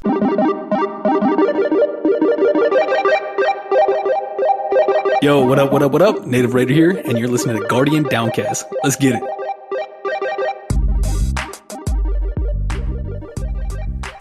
Man, that was a lot of fun. It was good to catch up with those two guys. If you want to catch these two wonderful gentlemen, their very first episodes and interviews on our show, you can catch Warcries on episode 2, Famous from the Waist Down. Now, keep in mind, this is episode 2, so the audio quality might not be quite up to snuff, what you're used to on our show. We were learning as we went along. But yeah, episode 2, Famous from the Waist Down, is when we first interviewed Mr. Warcry. And if you want to catch Jellis Gaming, you can catch him on his very first episode with us on episode 48, titled Arrivals of Bungie Reveals. So, yeah, check those two out. It's guardiandowncast.com. Just go to episodes and go to all episodes and then just hit the search bar. You can just type in Jellis or type in Warcry and the episodes will pipe right up. So, thanks again to those guys. That was a lot of fun talking with them tonight and catching up. A lot of good stories, a lot of good history from long ago. But what I wanted to do before I end the show tonight, being it's our last show of 2024, I wanted to go over some of the survey results. We got over 30 responses from our survey contest, our end of 2024 survey. And I just wanted to go over some of the highlights of it. And some people made some comments. It's all anonymous. So, but I wanted to mention some of the comments and maybe comment on it myself. The first question I asked was, how often do you listen to Guardian Downcast? Over 50% said every episode. The remaining 40% said almost every episode. And then the final 12% said select episodes. The second question I asked was, how long have you been listening to Guardian Downcast? This really surprised me. 58% have only been listening to Guardian Downcast for a year to 3 years. So, 1 to 3 years is our majority of our listener base. 5 years or more, that is only 6% of our audience, which very much surprised me. 3 to 5 years, which that could be considered our veteran listeners, was 19%. And 6 months to a year was 9%. And then less than 6 months was 6.5%. So that was very eye opening where our player base, where our listener base has been coming from. The next question was, how did you first discover Guardian Downcast? 6.5% through some other way.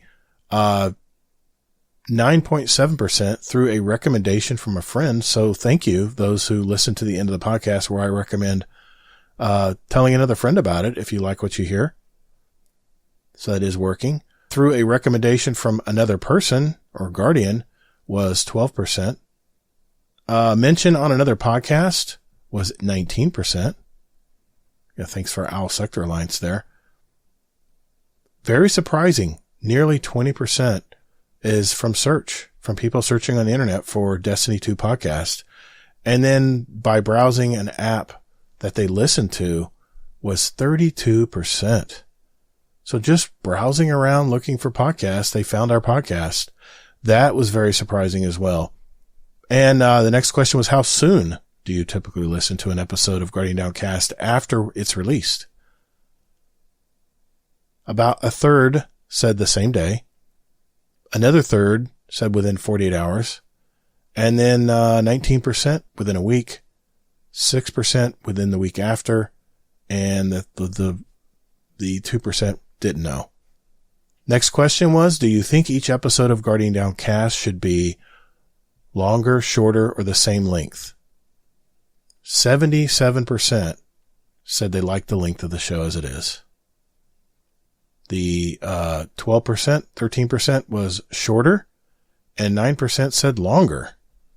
Very surprising results there. In general, do you think Guardian Downcast is getting better, worse, or has stayed the same? A whopping 55% said it's getting better. Thank you. That puts a lot of gas in the tank. I've been trying different things and, I try my best. Now, it's not everybody's cup of tea. 12% said it's getting worse. And then, another third said it's staying about the same, which I'll take it. And, I asked, to elaborate on why they think it's better, worse, or staying the same. And we had some answers like, new host. I like Kingsley's view on Destiny. Not hard to mess up the way the show is run. Haven't heard from Hazel in a while. So hope everything is doing well. Yep, that's someone who hasn't listened in a while because Hazel has not been on the show in over a year now. So I really like the addition of the two hosts and the dynamic everyone has. It seems to be working well. I thought there would be more talking over each other, but Todd does a great job of maintaining the pace and letting everyone get their say in.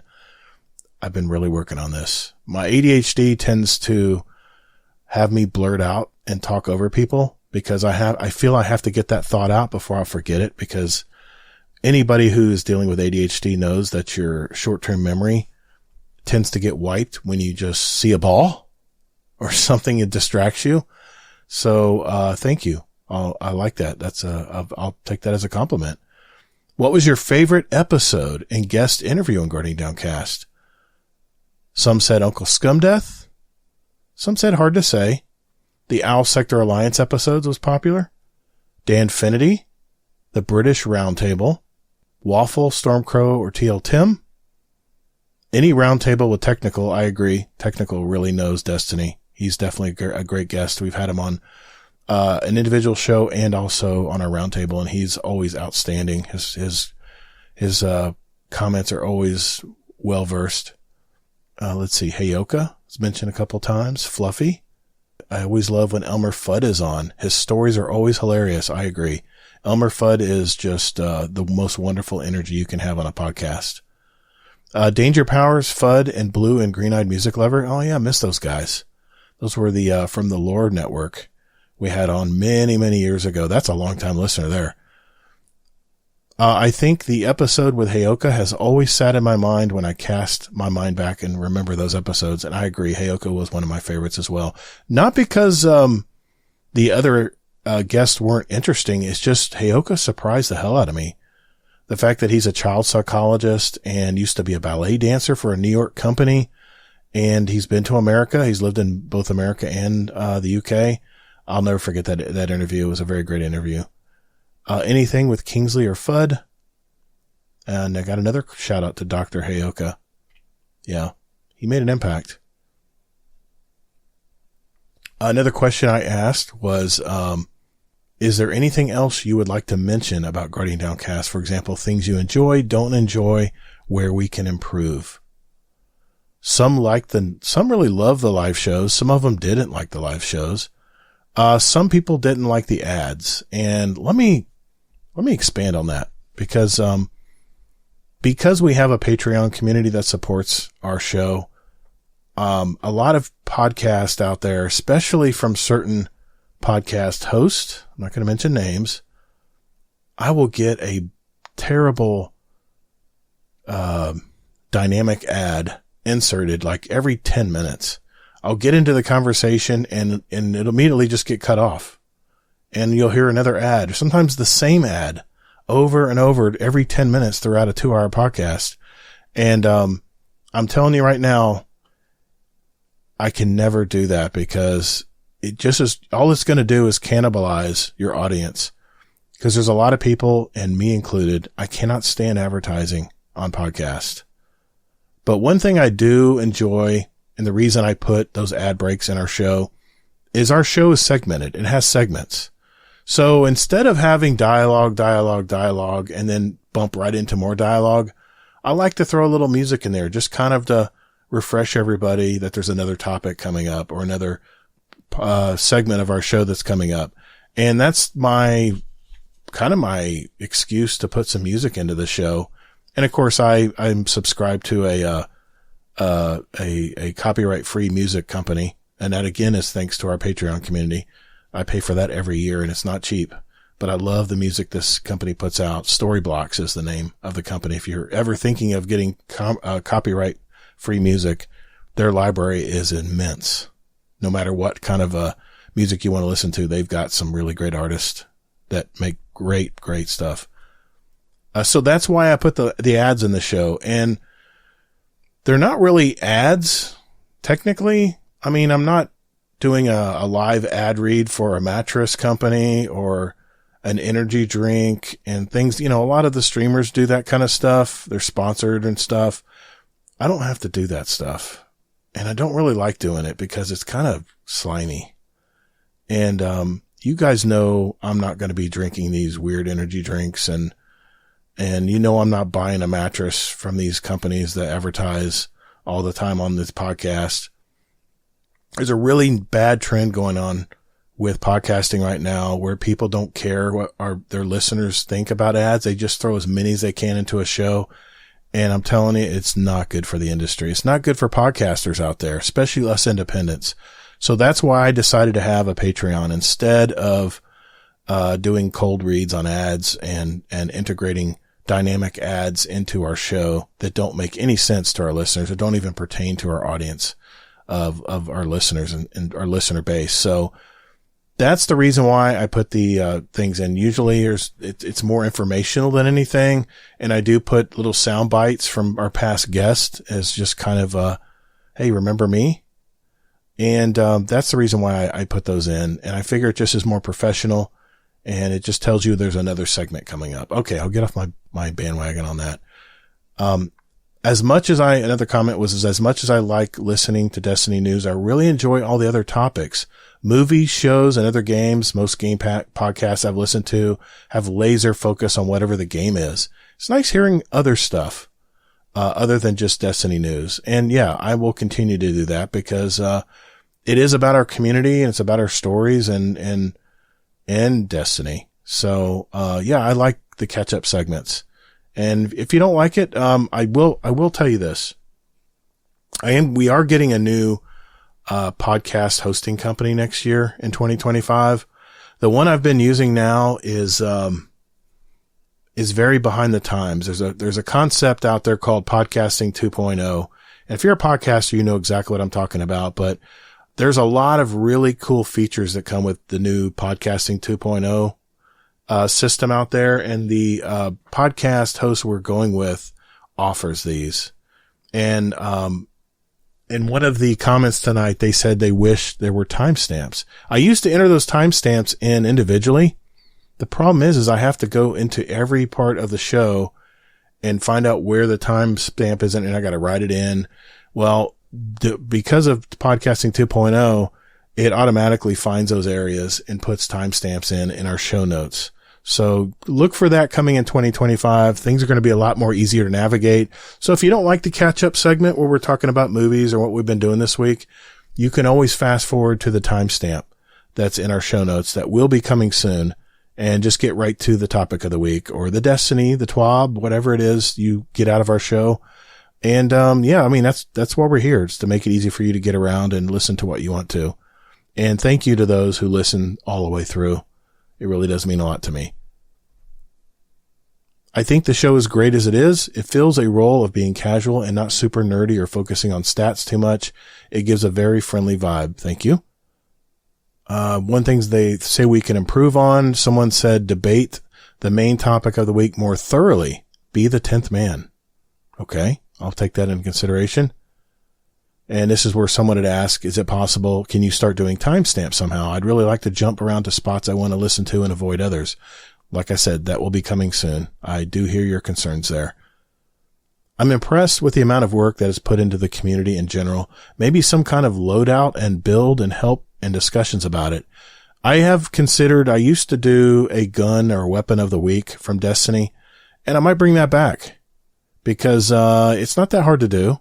You pull up DIM, you can pull up all the stats on it and stuff, and then explain to people why you like it. I do have an episode coming out for my Crucible series because Iron Banner is coming up soon in January, and it's the last Iron Banner of episode 2. And I was using 2 guns in the last Iron Banner, and I really had a good time using them, and I want to show them off and show why I enjoy these guns so much and why you should. So, look for that video coming out after the new year. I've got everything all together here. I just need to edit it and piece it together. Overall, I have nothing of any real value to offer besides a suggestion. Maybe play more with the community, raids, dungeon, PvP, and story missions, and record the session as a podcast. It might draw new people that would enjoy that experience. We have tried live playthroughs before. It's really hard to edit them, and it's sometimes there's not much structure to what's going on, and it's a visual product, you know? I could see streaming, having some nights where I'm playing with a community and Iron Banner maybe, and streaming it, and, can hear everyone's banter as we play around. That I will probably do more of. But as far as a podcast, people come to a podcast to listen to what they want to listen to, and a bunch of visual stuff that is really hard to describe in an audio setting may be difficult. I enjoy the speed runs, Scumdeath's Corner, and I think segments are tightening without wandering too far. I like that we're getting down to under 3 hours now. Me and you both, rather than being 3 to 4 hours as they used to be. Yeah, no more of those. I just, don't have the time each week for the episodes that long. And I hear you. I listen to a lot of podcasts as well. If we could get to right around 2 hours, I feel like that's the sweet spot, but I know that's probably tough, and the show has been absolutely great and moving in the right direction. Thank you. I try to keep it to about 2 to 2.5 hours. Most Destiny podcasts are right around that amount of time. Unless it's something huge like Final Shape or something, it might go a little longer, more to talk about or more discussion. We'll have our occasional 3-hour episode, but that is very much my goal, is to keep it within 2 to 2.5 hours. I realize your time is just as important. I just feel that things are rushed now that you've switched to the webcast thing. Slow down. Let there be pauses and conversations. Okay. The podcast is just entertaining. I look forward to each episode. I feel like nothing needs to be changed as long as ToddtheGatr is the host. Well, thank you very much. I like the outro music, but the podcaster in me and Dave Jackson's view, we got a Dave Jackson listener, thinks it is way too long. I do always let it play though, because you often interact little bits and little bits of conversations or bloopers, not only at the end, but sometimes in the middle of that long outro music.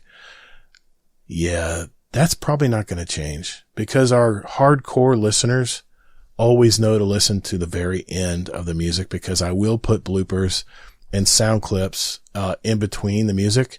And then usually I'll follow up with one of our show, well-known show, just little blurbs, little sound bites from all the years of podcasting at the very, very end before the last beats of the music. So, My Morning Music is who makes that, track, by the way. And the name of the song is Sport. And, Hazel and I bought a license package deal from songs from My Morning Music. But if you want to check them out on Spotify, they have really great music. And that's why I always keep that in, no matter what I change on the beginning part of the show. What platform do you typically listen to in Guardian Downcast? 61% listen on Spotify. That is very surprising to me as well. Being that we have the Spotify playlist, that's encouraging.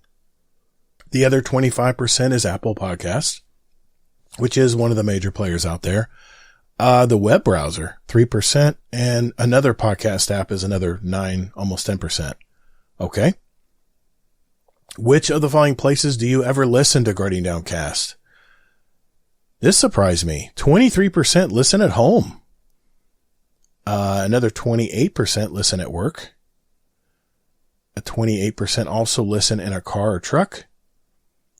2% while riding in public transportation. 2% at a gym while working out. I listen to them all the time when I'm working out. While walking around or on foot, 13%. That is very enlightening. I did not know that. That's why we have these surveys, right? In general, what topics do you enjoy listening to on podcast? Someone said the TWAB, interesting interviews, D2 in-game stuff, since that's where I usually reside, people's stories and experiences. I usually listen to comedy podcasts, to be honest, but when it comes to gaming, I enjoy everything. I play a lot of games, so it's nice to hear a new stuff coming out and what other people think of it. Yeah, I listen to stuff like that too. Learning more about guests. I like hearing Gator's super optimistic opinions on Destiny current events. I am the eternal optimist when it comes to Bungie and Destiny, because this game changed my life in 2014 when I first found out about it.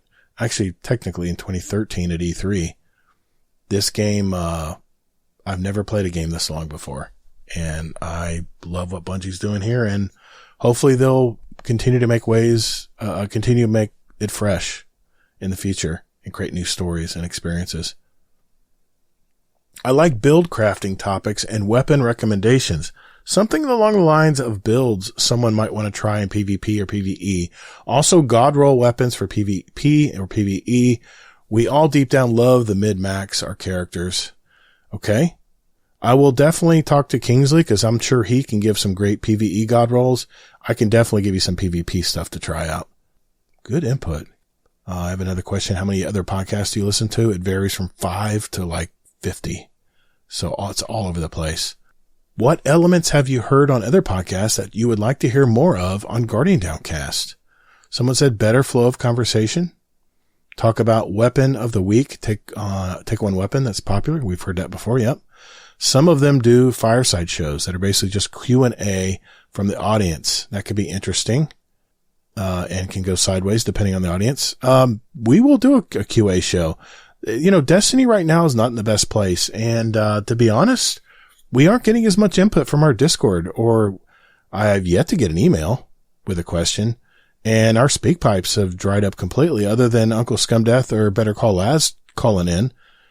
We have a voicemail system where you can call in and ask your question or give a comment about the show, anything you want really. And, as long as it's, civil. And the email, you can send me an email. I'm always checking my email, guardiandowncast.com if you ever want to send questions that way. But our Discord is usually very big. We used to have hundreds of questions that we never could answer because we didn't have enough time. And now it's kind of on the opposite end. We are looking for people to add more questions. So yeah, podcast questions in our Discord. We have Destiny and non-Destiny questions, different, channels. So you can separate your questions that way. Let's see some demographic stuff, which I probably won't put in next survey because That's mainly for advertisers, and I don't advertise. So, I had a question here that I added. I would say, what would you miss if Guardian Downcast went away? And I would be not surprised if someone said nothing. I expected that answer, but I didn't get that answer. I would miss ToddtheGatr. Thank you. I love you too. I miss when Destiny was a good game, but it keeps me in the loop with Destiny on the off chance I would want to jump back in. Thank you. That's encouraging.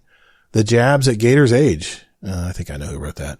Besides the weekly content I get, I would miss getting to hear other stories, as well as the other friendly banter between host and guest.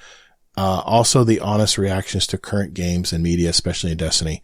That is the core of our show. That is what I'm glad you're getting that, because, that is what we strive to do every week. Another comment was, it keeps me pumped about playing Destiny. I get to hear about things I don't do or try in games and gaming. It keeps me engaged. I'd probably find another game to play, in all honesty. Okay. My Destiny updates and Todd's calming voice. Well, thank you very much. Hearing about other Guardians, listening to Gator's gaming habits, like new games he is trying or even what he did in Destiny that week. Okay.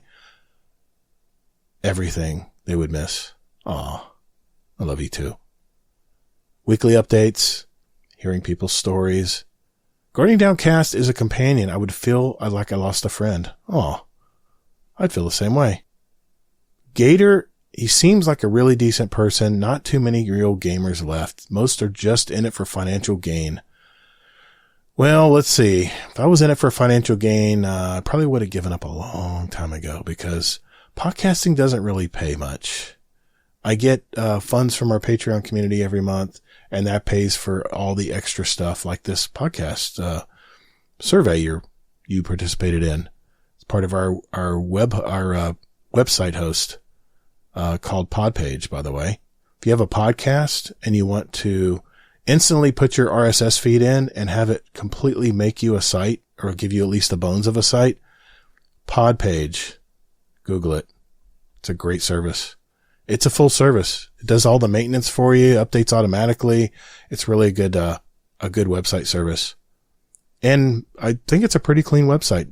And yeah, I can redesign all different parts of it.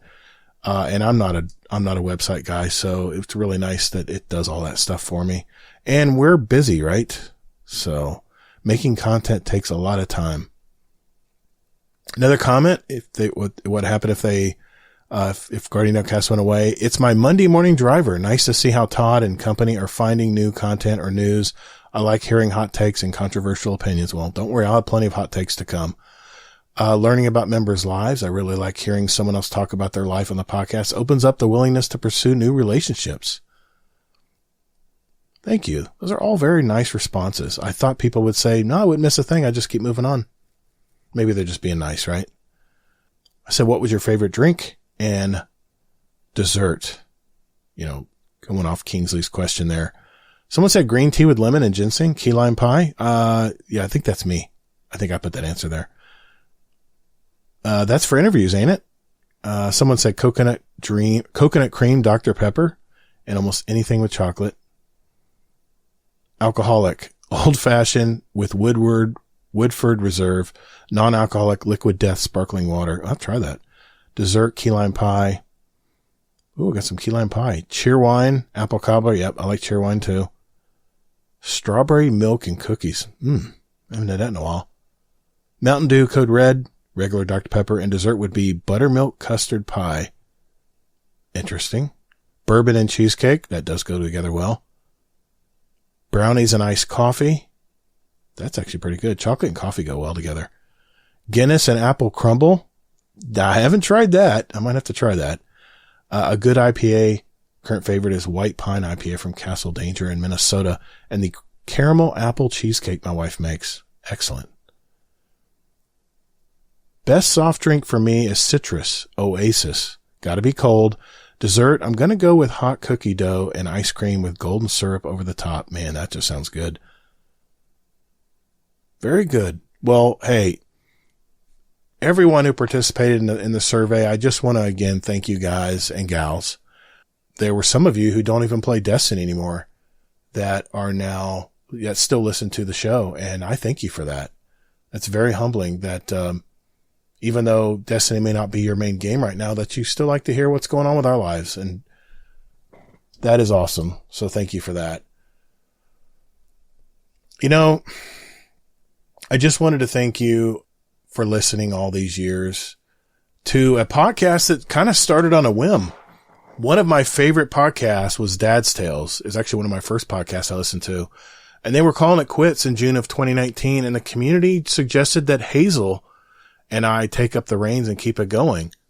But there was a problem. It wasn't our show, and we didn't build their community. It was their community. So we created a new one. I remember the first years of starting our Discord. It was myself, Hazelnut, Easy Gaming, and RNGGator was probably in there. Some people came from Dad's Tales and jumped in and supported us. It was really great. But I think we started originally with 5 people. And now we're in the thousands. So it's just so awesome to see that it's built up all these years. Even when maybe the game isn't in the best place, that people still visit and join and talk, and hopefully friendships are made. I know there's several Discords that were originated from our original Discord community. That's really great to see as well.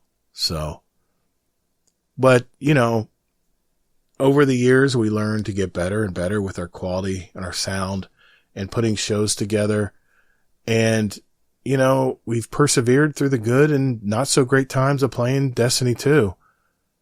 It's pulled us in all directions, right? It's had fantastic experiences in the game with our community, but also when Bungie didn't always get it right.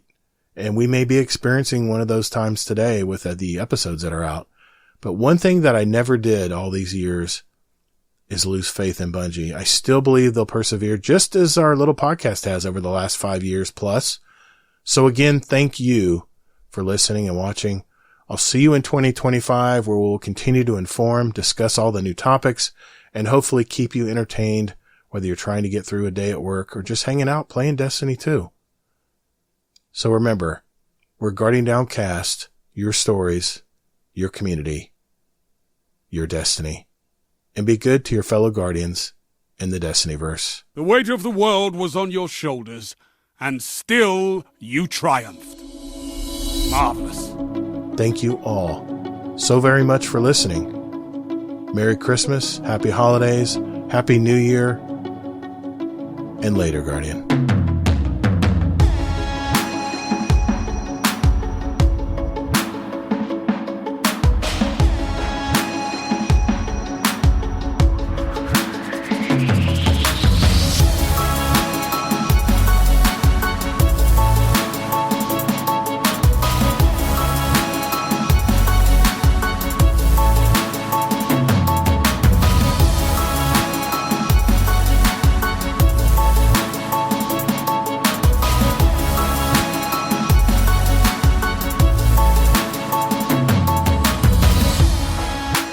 One story you want to talk to me about? Okay, yeah. Go for it, man. You can listen at work. It's no big deal. Okay. So bowling last year, I started like really striving. I got my pro card. I went on tour. It was good shindig. Wait a minute. I went to. You were in the Pro Bowler store? Mm-hmm. I did not know that. Yeah, I got a jersey. So I put the Jellis on the back of it. Mm-hmm. Don't worry, Warcry's got to relieve his bladder. He'll be back. He's here. Fine. He hears you. He's got his headset on. So on the back of the shoulder, like the jersey I have on now, I have it spell out Jellis. Mm-hmm. And one of the directors approached me, and they're like, "Hey, just so you know, we're gonna have to put duct tape on your back and Sharpie in like a professional name." And I was like, "What are you talking about?" They said, "Well, you can't have profanity on your jersey because it's a professional attire. Like you're in khakis. You have to, like, if you were to go outside and smoke or have a drink after the event, mm-hmm. you have to take your jersey off. Wow. Because if you're caught outside smoking in your jersey, it is now unprofessional, and they're a high esteem, event. Wow. So I was like, well, I'm sorry, but this is a professional name. You can't get more professional than this. And he's like, what are you talking about? I said, this is first initial, last name. And he's like, what's your name? And I'm like, oh, it's Jonathan Ellis. And he just like, that is actually kind of cool. And I asked him, I said, well, I got a question for you about the name. And he's like, what? And I said, are you jealous? But it was that whole shindig was serious. So